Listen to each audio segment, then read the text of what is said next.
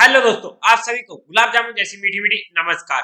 और उसी के साथ आप लोगों का स्वागत है आईपीओ के लव ट्रायंगल शो में। एक और मेन लाइन आईपीओ आ चुका है मुथूट माइक्रो फाइनेंस लिमिटेड का, जहां पर हम आज इस वीडियो में इस कंपनी का पूरा कच्चा चिट्ठा खोलने वाले हैं, बेसिक से लेके एडवांस तक।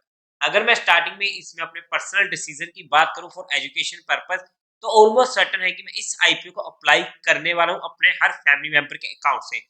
और वो कौन सी कैटेगरी में होगा, रिटेल में या एचएनआई में, वो टाइम बताएगा। बट अगर मैं आज के फेस पर बात करता हूँ तो मोस्ट प्रोबेबली चांस है कि मैं इसे एचएनआई कैटेगरी में अप्लाई कर दूंगा अपने हर फैमिली मेंबर के अकाउंट से। बट जो भी इसमें मेरा फाइनल डिसीजन होगा वो मैं आप लोगों को टेलीग्राम चैनल पर अपडेट कर दूंगा, या फिर हमारे डेली के शो मार्केट का पैच पर ब्रेकअप में अपडेट कर दूंगा। टेलीग्राम चैनल का लिंक आपको डिस्क्रिप्शन में मिल जाएगा, आप वहां से कनेक्ट कर सकते हो।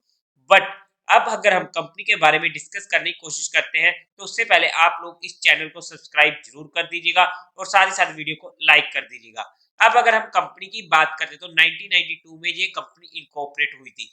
अगर हम बात करते हैं तो ये भी मुथूट ग्रुप की ही सब्सिडरी होने वाली है।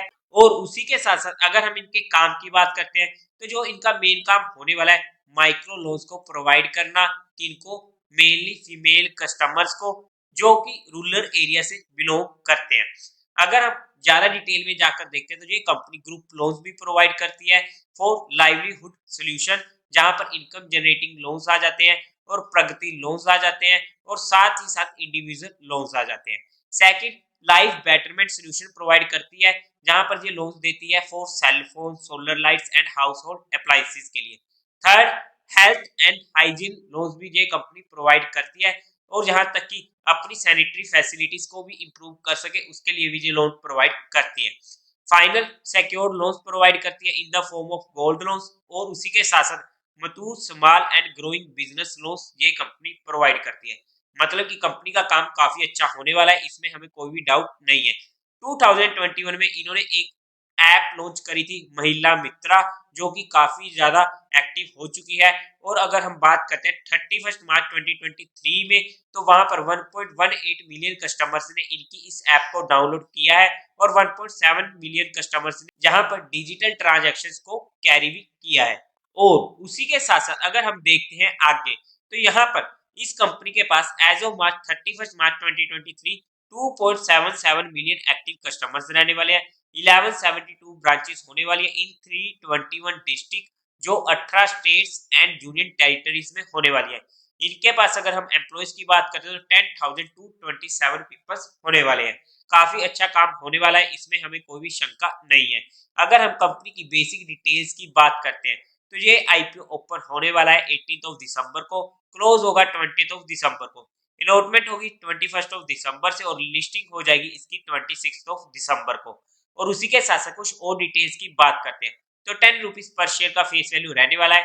प्राइस बैंड रहेगा 277 से 291 रुपीज का।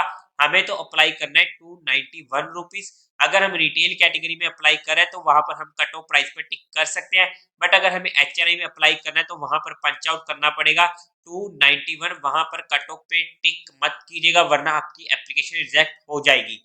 लोड साइज होने वाला है 51 शेयर्स का। टोटल इशू साइज की बात करते हैं तो 960 करोड़ का, जिसमें से फ्रेश इशू रहेगा 760 करोड़ का, और बाकी रिमेनिंग रहेगा 200 करोड़ का ओएफएस। मेजर पोर्शन हमारे पास इसमें फ्रेश इशू का है, जो फिर से हमारे लिए पॉजिटिव पॉइंट हो जाता है। एम्प्लॉय को डिस्काउंट मिलेगा 14 रुपीज पर शेयर का। अब अगर हम आगे देखते हैं तो बीएससी एनएससी दोनों पर ये लिस्ट होने वाला है।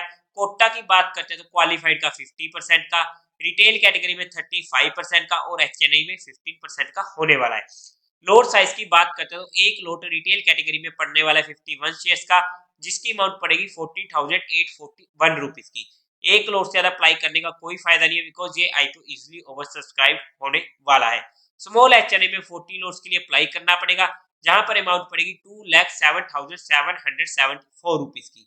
बिग एचएनआई में 68 लोट्स के लिए, और वहां पर अमाउंट पड़ेगी 10,09,188 रुपीज की। तो ये थे हमारे लिए कुछ इंपॉर्टेंट डिटेल्स। बट अगर हम प्रमोटर्स की बात करते हैं तो वहां पर आ जाता है Thomas John Muthoot, Thomas Muthoot, Thomas George Muthoot, Preethi John Muthoot, Remy Thomas and Nina George and Muthoot finance corp company के प्रमोटर्स होने वाले हैं। प्री इशू साइज था 69.08% का, जो पोस्ट इशू रह जाएगा 55.47% का। अब अगर हम कंपनी के मेन मुद्दे पर चलते हैं, यानी कि हमारे कंपनी के फाइनेंशियल्स पर, तो अगर हम वहां पर नजर डालते हैं तो 2021 में टोटल सेट 4183 करोड़ के, जो इंक्रीज होते होते पहुंच चुके थे 8529 करोड़ के, डबल से ज्यादा हो चुके हैं। अच्छी ग्रोइंग रेट होने वाली है। रेवेन्यू की बात करते हैं तो 696 करोड़ के इंक्रीज होते होते पहुंच चुके हैं 1446 करोड़ के, जहां पर भी डबल से ज्यादा हो चुके हैं। अच्छी ग्रोथ रेट है पिछले 2 सालों में। अगर हम प्रॉफिट आफ्टर टैक्स की बात करते हैं 7 करोड़ का 2021 में, नेक्स्ट ईयर इंक्रीज हुआ 47 करोड़ का, फिर से इंक्रीज हुआ 163 करोड़ का। काफी जबरदस्त उछाल देखने को मिला है बॉटम लाइन में, और काफी ज्यादा अगर हम परसेंटेज वाइज भी निकालने की कोशिश करते तो आप खुद निकाल सकते हो कि कितने ज्यादा गुना यहाँ पर हमें प्रॉफिट आफ्टर टैक्स देखने को मिल रहे हैं पिछले 2 सालों में। अगर हम रफली भी आइडिया लगाने की कोशिश करें तो अप्रोक्स 22x टाइम तक ये इंक्रीज हो चुका है। काफी ज्यादा अच्छी ग्रोइंग रेट हमें देखने को मिली है। नेटवर्थ की बात करते हैं 1625 करोड़ के, रिजर्व एंड सरप्लस में 1282 करोड़ का, टोटल बोरिंग्स भी डबल से ज्यादा हो चुकी है 6493 करोड़ की। बोरिंग्स हमें यहाँ पर काफी ज्यादा देखने को मिल रही है। बट एक ऐसा सेक्टर है, एक ऐसा इंडस्ट्री है जहां पर अगर हमें लोन्स प्रोवाइड करने पड़ते हैं तो हमें भी कहीं ना कहीं से पेमेंट लेनी पड़ती है। तो वहां पर इन सेक्टर्स से हमें ज्यादा लोन देखने को मिलता है, तो उसमें दिक्कत की बात नहीं है। ओवरऑल में अगर हम बात करते हैं फाइनेंशियल की, तो ए प्लस कैटेगरी के मुझे जहां पर फाइनेंशियल देखने को मिल रहे हैं। अगर हम बात करते हैं ऑब्जेक्टिव की, कि आखिरकार ये कंपनी अपना ऑब्जेक्टिव लेके ही क्यों आ रही है, अपना आईपीओ ही क्यों ला रही है, तो वहां पर इनको फ्यूचर में कैपिटल की रिक्वायरमेंट होने वाली है, जिसकी वजह से ये आईपीओ आ रहा है। अगर हम कंपनी के फंडामेंटल्स की बात करते हैं तो वहां पर सबसे पहले पीई रेशियो निकल कर आ जाती है 24.96 की, मार्केट कैपिटलाइजेशन है 4960 करोड़ की, रिटर्न ऑन इक्विटी 11.06% की, डेट टू इक्विटी रेशियो 3.99 की, ईपीएस 11.98 की, और रिटर्न ऑन नेटवर्थ 10.08% की। फंडामेंटली अगर हम बात करते हैं रिटर्न ऑन इक्विटी, ईपीएस और रिटर्न ऑन नेटवर्थ हमें ओके ओके देखने को मिल रहे हैं। तो हम यहाँ पर इतने ज्यादा अच्छे नहीं कहूंगा, बिकॉज जनरली हमारे पास मिनिमम 15 तो होने ही चाहिए, जो जनरली जो हमारा क्राइटेरिया होता है। बट ठीक ठाक है, इतने बुरे नहीं कहूंगा। तो यहाँ पर अगर मैं ओवरऑल में फंडामेंटल्स की बात करूं तो ए माइनस के फंडामेंटल जहां पर मैं बोल सकता हूँ ओवरऑल में।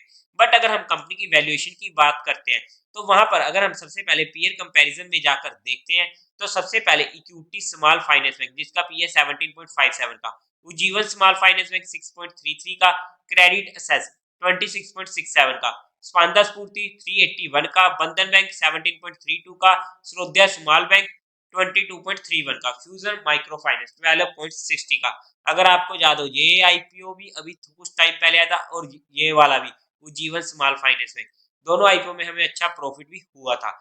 बट अगर हम इस कंपनी की वैल्यूएशन की बात करते हैं तो एक ऐसी वैल्यूएशन पर आ रहा है ये आईपीओ कि हमें ज्यादा दिक्कत नहीं होनी चाहिए, और ओके ओके वैल्यूएशन जहां पर कंपनी डिमांड कर रही है, मतलब कि कंपनी ने हमारे लिए जहां पर लिस्टिंग का स्कोप छोड़ा है। अगर हम इस कंपनी के जीएमपी की बात करते हैं आज के टाइम पर, तो अप्रोक्स 30% के करीब का हमें जीएमपी देखने को मिल रहा है on the face of today. हालांकि थोड़ा सा कम हुआ है, 36% से 30% तक आ चुका है, बट कोई दिक्कत नहीं है। आने वाले टाइम में उम्मीद है कि इसका जीएमपी हमें 40 से 50% के बीच में देखने को मिल जाएगा। और उसी के साथ साथ आप लोगों का जो भी डिसीजन हो एक बार अपने फाइनेंशियल एडवाइजर से भी कंसल्ट कर लीजिएगा, और साथ ही साथ अपने रिस्क रिवार्ड रेशियो को भी मेंटेन कर लीजिएगा। पर्सनली मैं अपना व्यू आप लोगों को दे चुका हूं, और मेरा माइंडसेट हमेशा किसी भी आईपीओ में सिर्फ और सिर्फ लिस्टिंग गेन लेना होता है। मैं किसी भी आईपीओ में लॉन्ग टर्म के लिए नहीं जाता हूं। अगर मुझे लॉन्ग टर्म के लिए जाना भी पड़ता है तो वहां पर मेरे पास म्यूचुअल फंड की ऑप्शन सबसे बेस्ट होती है, बिकॉज जो पैसा मुझे म्यूचुअल फंड बना के देगा वो खुद मैं शायद ना बना पाऊं इन्वेस्टिंग से। बट अगर आप लोगों भी चाहते हो कि हमारा भी म्यूचुअल फंड पोर्टफोलियो हो, और आप लोग चाहते हो कि हम आपका पैसा मैनेज करने में आपकी हेल्प करें म्यूचुअल फंड में, तो आपको डिस्क्रिप्शन में मेरा नंबर मिल जाएगा, आप मुझसे कांटेक्ट कर सकते हैं। आपकी क्वेरी को जल्दी से जल्दी सॉल्व कर दिया जाएगा। तो देवी और सज्जनों, उम्मीद है आप लोगों को ये वीडियो अच्छी लगी होगी। तो इस वीडियो को लाइक कीजिएगा, शेयर कीजिएगा, और साथ ही साथ चैनल को सब्सक्राइब करें। हर हर महादेव।